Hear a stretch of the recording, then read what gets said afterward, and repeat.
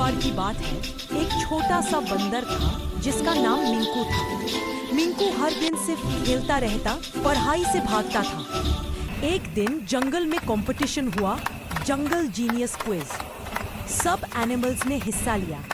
जब मिंकू गया, उसे कुछ जवाब नहीं आया। वो उदास हो गया।